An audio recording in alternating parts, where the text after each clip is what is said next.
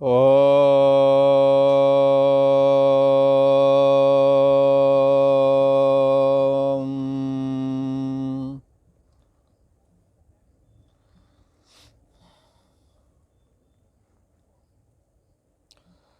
ओम अखंडमंडलाकारं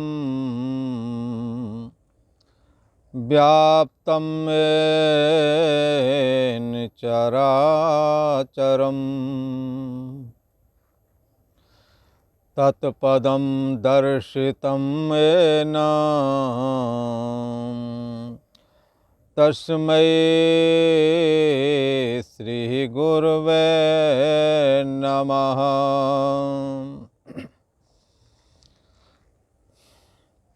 योगेश्वर श्री कृष्ण भगवान की जय।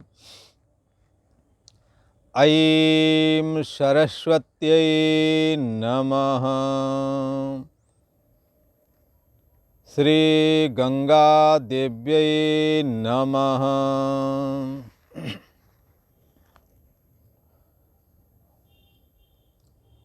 पूर्व का प्रसंग एक बार स्मरण करते हैं। पूर्व में प्रसंग चल रहा था दैवी संपदा और आसुरी संपदा।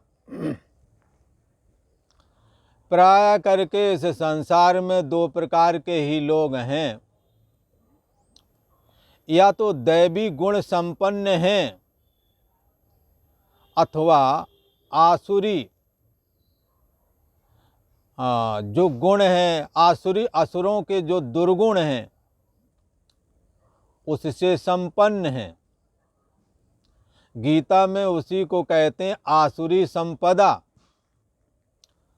और दैवी गुण के लिए कहते हैं दैवी संपदा। दैवी संपदा और आसुरी संपदा, इन दोनों के विषय में पूर्व में बड़ा विस्तार से कथन किया गया है। दैवी संपत्ति के लिए बता दिया कि दंभाचरण नहीं करना, किसी को भय नहीं देना, सत्य बोलना, तेज क्षमा धृति धारण करना, दूसरों से द्वेष बुद्धि नहीं रखना, और अपने मन को शत्रु भाव से रहित बनाना। नाति मान्यता, ज़्यादा माननीय बनना ये बहुत गलत है। अति मान्यता, अत्यंत मान की भावना का त्याग कर देना। नहीं चाहिए मुझे मान, ऐसी भावना रखना, ये सब दैवी संपत्ति के लक्षण कहे गए। इसी प्रकार से आसुरी संपत्ति के विषय में भगवान श्री कृष्ण ने कहा कि जो दंभाचरण करते हैं, जो अभिमान से ग्रसित हैं, क्रोध करते हैं, कड़ुए वचन बोलते हैं, ये सब आसुरी संपदा वाले लोग हैं। किसी ने कहा महाराज ये गीता में आप कहाँ ब्रह्म ज्ञान की चर्चा कर रहे थे, कहाँ दैवी आसुरी संपदा का कथन करने लगे, का प्रयोजन है। भगवान श्री कृष्ण ने कहा दैवी संपत्ति विमोक्षाय निमंदाय आसुरी मतः। हे अर्जुन, इसका कथन इस करके किया है कि दैवी संपत्ति तो मोक्ष देने वाली है और आसुरी संपत्ति नरक भेजने वाली है। दैवी संपत्ति के द्वारा साधक के अंदर, भक्त के अंदर भक्ति का निवास होता है, जिससे वो ज्ञान प्राप्त करके परमात्मा श्री कृष्ण में लीन हो जाता है। पर आसुरी संपत्ति हमें भगवान से अलग करती है और दुर्गुणों से ग्रसित ये मनुष्य नरक की ओर चला जाता है। इसलिए ये आसुरी और दैवी संपत्ति का कथन करने का प्रयोजन कि हमें दुर्गुण रूप जो आसुरी संपत्ति है इसको अपने हृदय में जगह नहीं देनी। हमारे भक्त को, साधक को चाहिए कि वो आसुरी संपदा से बच के रहे, आसुरी संपदा को अपने हृदय में प्रवेश ना करने दे। इसलिए भगवान श्री कृष्ण ने कहा दैवी संपत्ति विमोक्षा है। दैवी संपत्ति को धारण करने वाला एक न एक दिन मोक्ष को प्राप्त करेगा, भगवान में लीन हो जाएगा। परंतु आसुरी संपत्ति को धारण करने वाला परमात्मा को प्राप्त नहीं कर सकता, अपितु अधा गमन कर जाएगा, कीट पतंग आदि योनि में चला जाएगा। इसलिए साधक दैवी संपत्ति को धारण कर सकें, इसीलिए दैवी संपत्ति और आसुरी संपत्ति का वर्णन किया गया है, क्योंकि दैवी संपत्ति ही मोक्ष देने वाली है। इसलिए हम सभी को दैवी संपत्ति प्रयत्न करके अर्जित करना चाहिए। दैवी संपत्ति से प्रभावित होकर भगवान श्री हरि भक्त के अंदर विराजमान हो जाते हैं। भगवान श्री कृष्ण कहते हैं, अर्जुन, दैवी और आसुरी संपत्ति कोई आज की नहीं, ये अनादि काल से चली आ रही है। और भगवान श्री कृष्ण इसको विस्तार पूर्वक कहने के लिए अर्जुन से कहते हैं कि दैवी संपत्ति तो विस्तार से मैंने कथन कर दी है, पर आसुरी संपत्ति को हमने संक्षेप से कहा। पर असुर लोग, असुर प्रकृति वाले लोग कैसे होते हैं और कैसे उनके अंदर दुर्गुण होते हैं, उनका क्या विचार होता है, ये सारी बात भगवान बताने वाले हैं। इसलिए 16वें अध्याय का 6वां श्लोक भगवान श्री कृष्ण प्रारंभ करते हैं।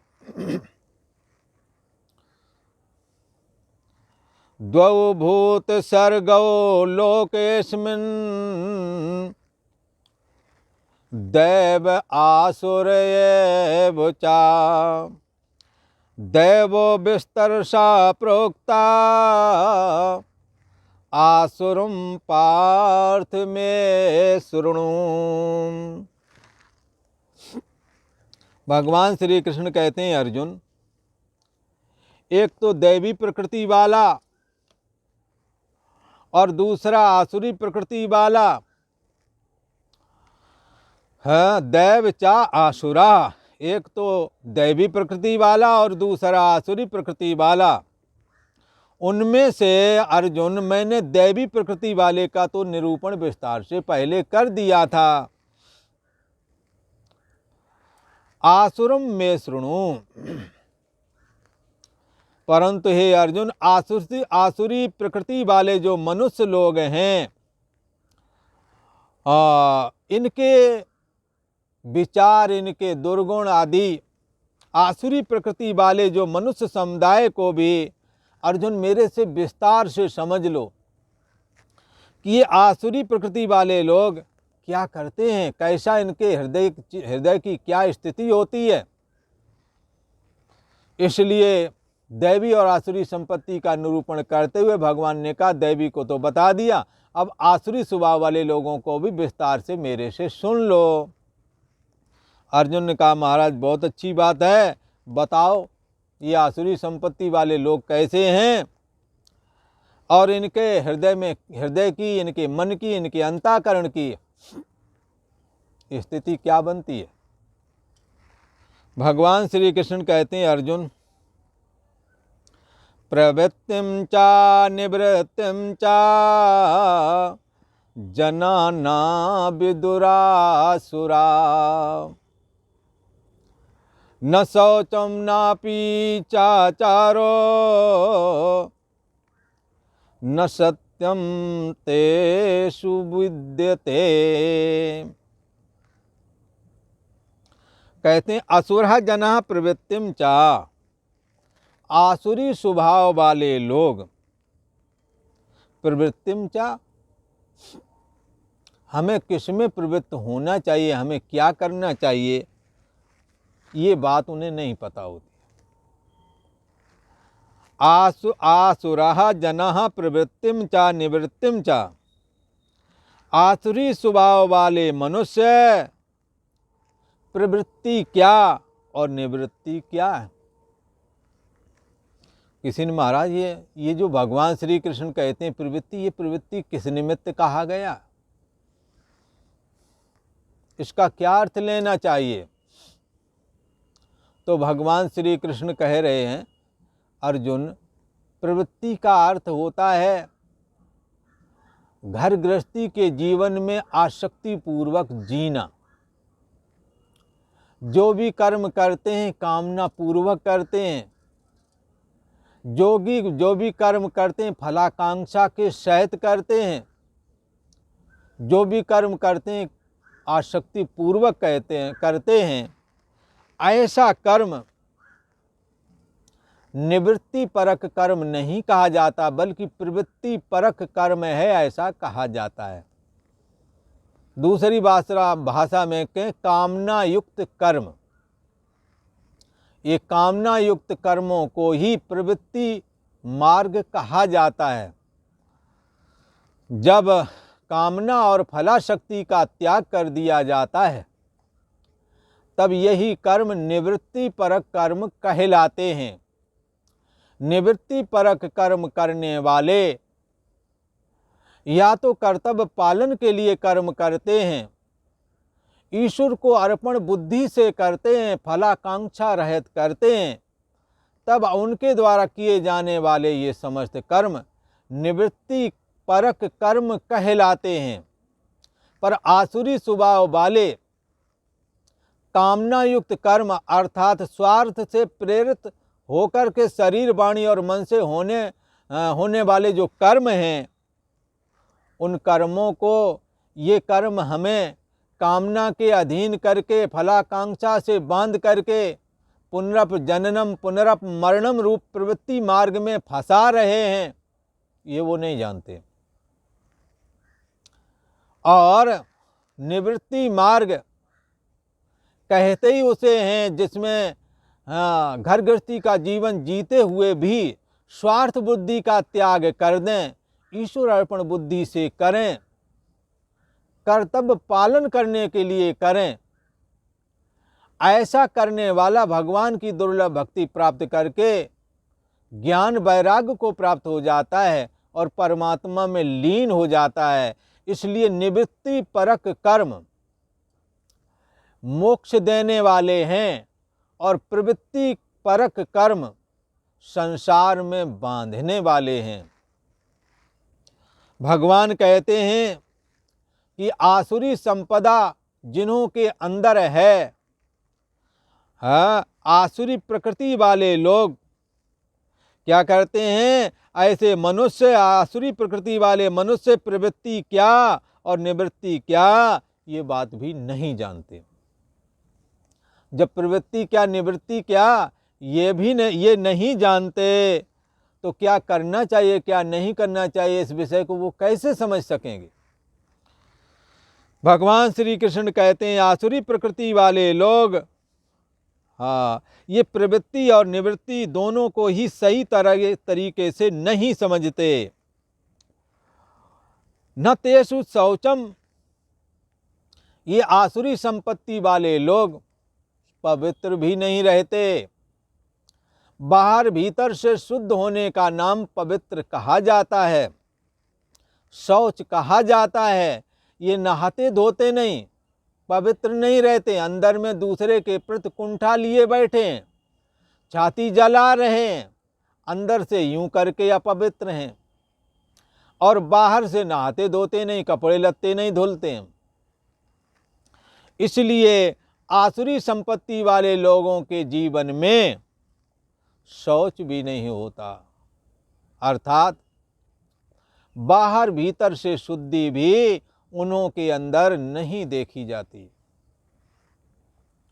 इसलिए हमें अपने जीवन में ये चीज़ अवश्य ध्यान रखना चाहिए कि हमें अंदर से किसी के प्रति कटुता ना रखें, अंदर में किसी के प्रति पाप बुद्धि ना रखें, और बाहर से अच्छे से नहाएं धोएं, साफ सुथरे कपड़े पहने, फिर इसके बाद इस शरीर के द्वारा जब दूसरे की सेवा हो जाती है, इस शरीर के द्वारा जब हम किसी के काम में आ जाते हैं, तो बाहर भीतर से ये मनुष्य, ये पुरुष पवित्र हो जाता है। परंतु आसुरी संपत्ति ही, आसुरी स्वभाव जिनके अंदर विद्यमान है, ऐसे मनुष्य तो प्रवृत्ति और निवृत्ति दोनों को नहीं जानते, वो बाहर भीतर से शुद्ध भी नहीं रह पाते। शास्त्र ने तो ऐसा कहा कि 10 काम छोड़ना पड़े छोड़ दे, पर नहाना जरूर चाहिए, और 100 काम छोड़ दे पर भोजन कर लेना चाहिए, खाना खा लेना चाहिए। 1000 काम छोड़ करके गीता का, भागवत का सत्संग सुन लेना चाहिए, और यदि दुनिया छोड़नी पड़े तो छोड़ दे, भगवान की भक्ति कर ले।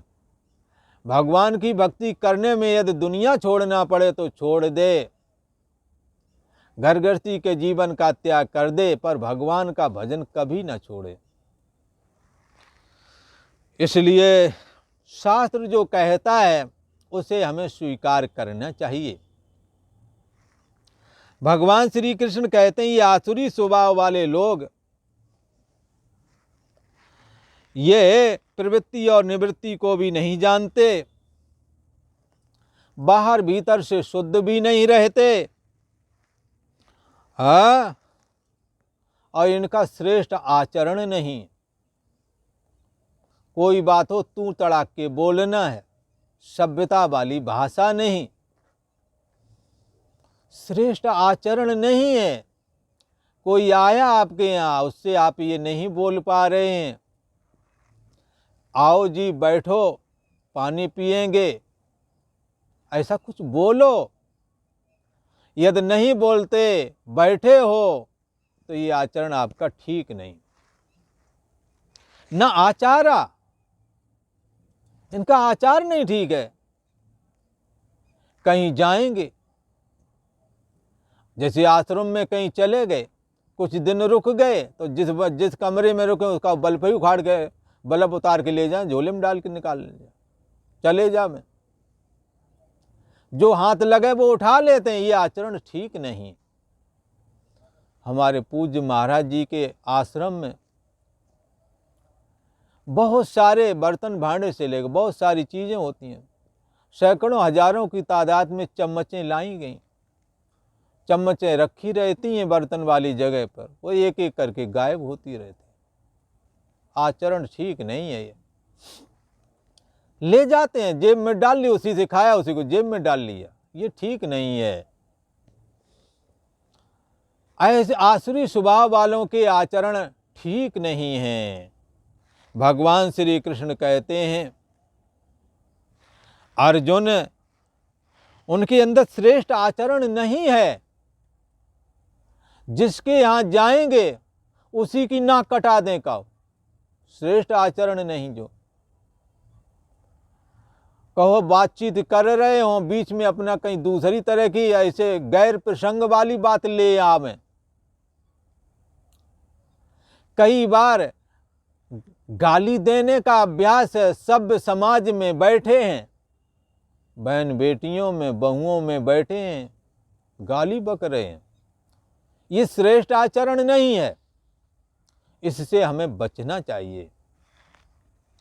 भगवान श्री कृष्ण कहते हैं आसुरी संपत्ति वाले लोग प्रवृत्ति क्या निवृत्ति क्या ये भी नहीं जानते, बाहर भीतर से शुद्ध भी नहीं रहते, और इन्हों का श्रेष्ठ आचरण भी नहीं है। कहो जिस भोजन को खा रहे हैं वो झूठा भोजन ही दूसरे को देने लगें। जब भी किसी को भोजन दो बंधुओं, भोजन को झूठा नहीं देना चाहिए। यदि तुमने भोजन को भोजन आप मान लीजिए बना रहे हैं तो भोजन बना करके पहले एक जगह रख लो ढक करके। फिर आप जब भोजन करें तो मान लो आपने 4 रोटियां और चावल खाना है, तो आप क्या करें, उनको निकाल लें और अलग कर लें।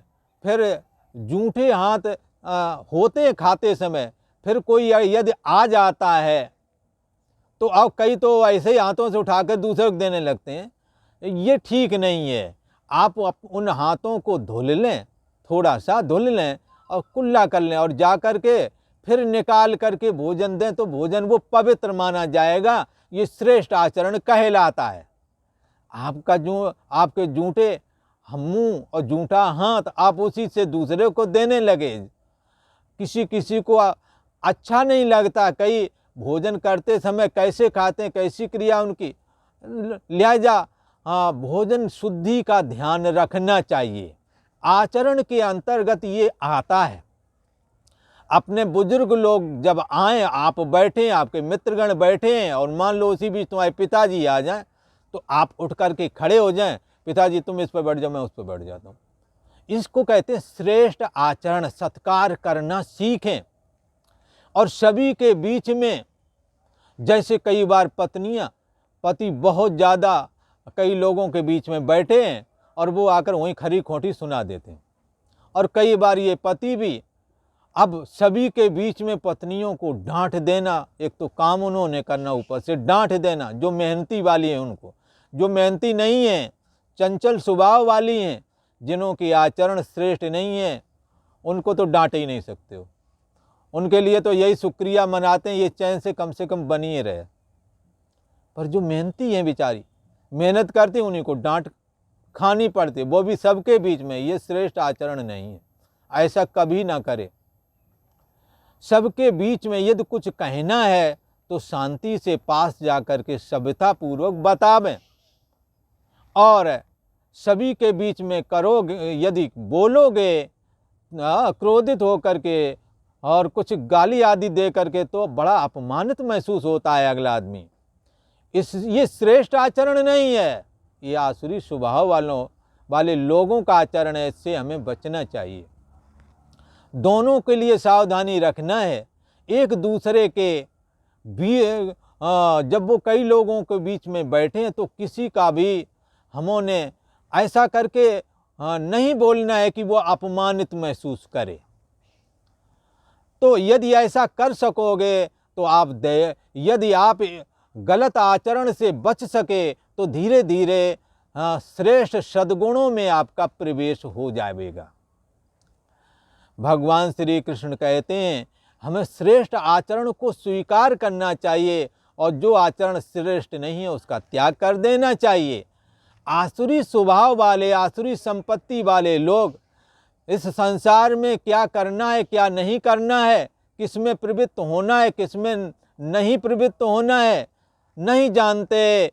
और इन्हों का बाहर भीतर से शुद्धि भी नहीं रख पाते और इन्हों का आचरण भी शुद्ध नहीं है। हमें इससे बचना चाहिए। भगवान श्री कृष्ण कहते हैं आसुरी संपत्ति वाले लोगों की बात बता रहे हैं। न सत्य न सत्यम। कोई बात हो, बात बात में व्यर्थ में झूठ बोलते हैं। झूठा ही भोजन झूठा ही देना, झूठा ही लेना, झूठा ही देना, झूठा ही भोजन झूठ चबेना। हर बात में व्यर्थ में झूठ बोलते हो। भाई यहाँ तुम्हारे को कुछ भी नफा नुकसान नहीं था, यहाँ क्यों झूठ बोल रहे हो? बोले हम तो मजाक कर रहे थे। अच्छा, मजाक करते कि झूठ बोलने की आदत डाल ली है, हर बात में झूठ बोलना। इस झूठ से बचना चाहिए, क्योंकि झूठ है इस मनुष्य के समस्त पूर्ण नष्ट कर डालता है। इसलिए सत्य का आश्रय ग्रहण करे और असत्य से हमेशा बचे। भगवान श्री कृष्ण कहते हैं इन आसुरी संपत्ति वाले लोगों में सत्य भाषण अर्थात ये सत्य वचन भी नहीं बोलते। जब देखो झूठ फरेब वाली बातें करते हैं, और जब कहो तो कह दें कि हम तो मजाक कर रहे थे। इससे बचना चाहिए। भगवान श्री कृष्ण ने कहा, ऐसे लोग आसुरी संपत्ति वाले कहे गए हैं जो ये इस बात को नहीं जानते हमें कौन सा काम करना कौन सा नहीं करना है, प्रवृत्ति निवृत्ति नहीं जान पा रहे हैं, बाहर भीतर से शुद्धि नहीं रखते, श्रेष्ठ आचरण भी नहीं है और सत्य नहीं बोलते। भगवान श्री कृष्ण कहते हैं सत्य बोलना है। कैसा बोलना है? अनुद्वेग करम वाक्यम सत्यम प्रिय हितम चायत स्वाध्याया विष्णुम चैव वांगमयम तप उच्यते। वांगमय तप कहते ही उसी को हैं। किसको? जो अनुद्वेग कर वाक को सत्य होना चाहिए, वचन सत्य होना चाहिए, जब बोलें तो उससे किसी को पीड़ा ना पहुँचे, अनुद्वेग कर हो, सत्य हो, प्रिय हो, हितकारी हो, ऐसा वचन सत्य की श्रेणी में सबसे श्रेष्ठ माना गया है। भगवान श्री कृष्ण ने इस प्रकार से आसुरी संपत्ति का निरूपण किया है। आगे अभी आसुरी संपत्ति का निरूपण और आने वाला है, तो उसका वर्णन कल को किया जाएगा। आज इतना ही। ओम शांति शांति शांति।